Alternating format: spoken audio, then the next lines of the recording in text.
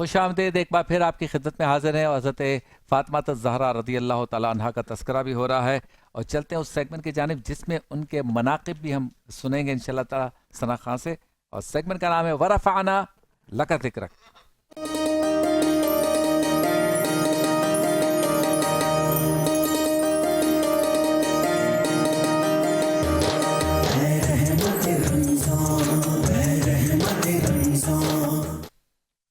क्या बात है जी नौमान आदिल, सुनाइए क्या बात है। हज़रत फ़ातिमा ज़हरा खातून जन्नत, उनका मकाम ये है कि रिवायतों में आता है कि जब ये फैसला हो चुका होगा कि किस किस खातून को, किन ख़वातीन को जन्नत में जाना है, तो एक कारवां जन्नत की तरफ जा रहा होगा, जन्नती ख़वातीन का।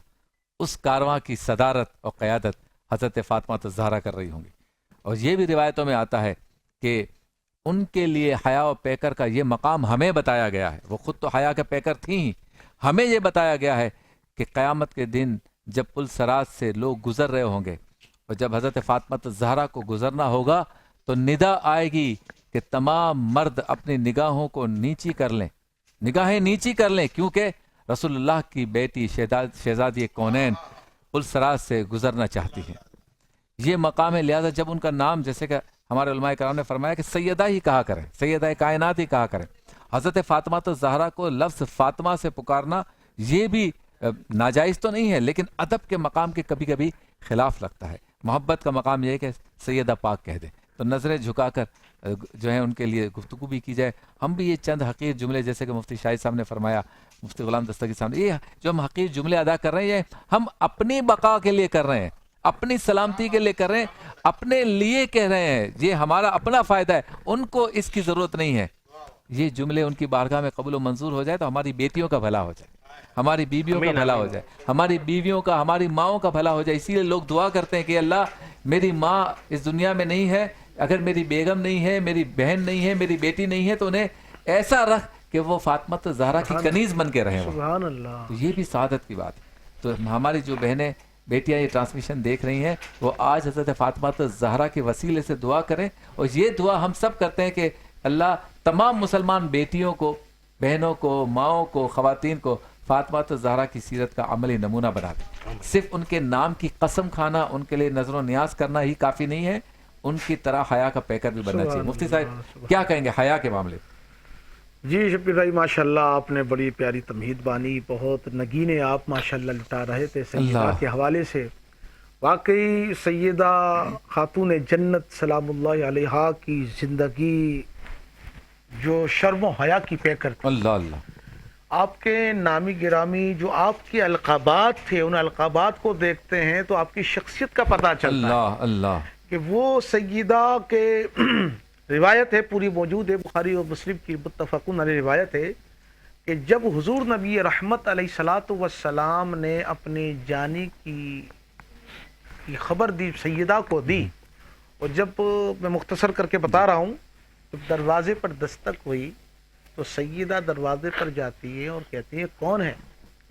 तो आप अपना नाम तो नहीं बताते कि साइल हो, तो आप कहती हैं कि हुजूर अलैहिस्सलातु वस्सलाम अभी मुलाकात नहीं कर सकते।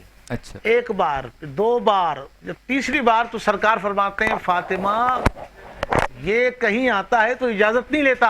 अल्लाह। लेकिन ये तेरे बाबा का दरबार है, तेरी शर्म हया है कि आने वाला तेरी इजाजत के बगैर अंदर नहीं आ रहा है। ये जहाँ जाता है बच्चे यतीम कर जाता है, ये जहाँ जाता है औरतों को बेवा कर जाता है। अल्लाह। लेकिन इसको इतनी इजाजत नहीं है कि बगैर इजाजत के तेरी दहलीज पर आ जाए। कहा ये कौन है? कहा ये इजराइल है। अल्लाह। तो सैयदा रोती है, क्या बाबा से कहती है आप ये क्यों आए? कि मेरे जाने का वक्त है। तो सैयदा रोती है, रोती है, रोती है।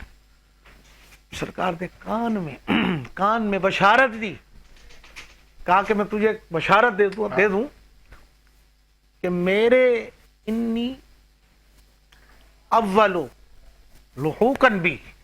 हुजूर फरमाते हैं कि सैयदा खुश हो जा कि मेरे घर में जो सबसे पहले जन्नत में मुझसे मुलाकात करेगा वो शहजादी थी। वाह वाह वाह वाह। तो आप फरमाते मैं इतना रोई, उसके बाद में मुस्कुराने लगी। वाह वाह। कि सरकार ने मुझे बशारत अता फरमाई। वाह वाह।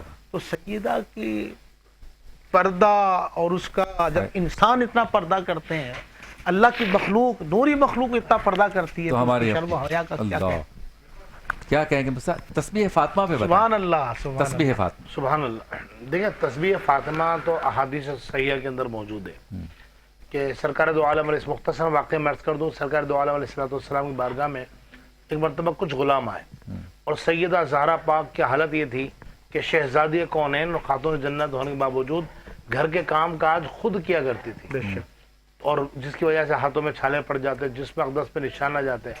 تو آپ کے جو شوہر ہیں زوج مولا علی مشکل کشا کرم اللہ وجہ الکریم، آپ نے فرمایا کہ اے فاطمہ آج نبی کریم علیہ السلام کی بارگاہ میں کچھ غلام آئے، تو ایسا کرو تم بھی غلام مانگ لو تاکہ کام کاج گھر کے کام کاج میں معاملات میں آسانیاں ہو جائیں. صحیح. تو سیدہ زہرا پاک جو ہے حضور علیہ السلام کی بارگاہ میں گئیں اور شرم و حیا کی وجہ سے کچھ کہہ نہیں پائیں. اچھا. کلام میں انہوں نے ایسا پڑھا کہ میں طبیعت بس کبھی کبھی ایسا. سیدہ زہرا پاک بہت اچھا. اللہ پاک قبول فرمائے. اللہ قبول فرمائے. تو وہ کیفیت ابھی تک تاری. جی بالکل بالکل. تو سیدہ زہرا پاک جو ہے شرم و حیا کی وجہ سے کچھ کہہ نہیں پائیں اور حضور علیہ السلام محسوس کر گئے اپنے جگر گوشے کی بات کو.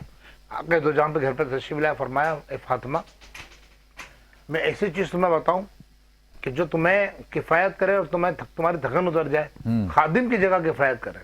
تو حضور نے پھر تسبیح عطا فرمایا 33 مرتبہ سبحان اللہ، 33 مرتبہ الحمدللہ اور 34 مرتبہ اللہ اکبر پڑھے.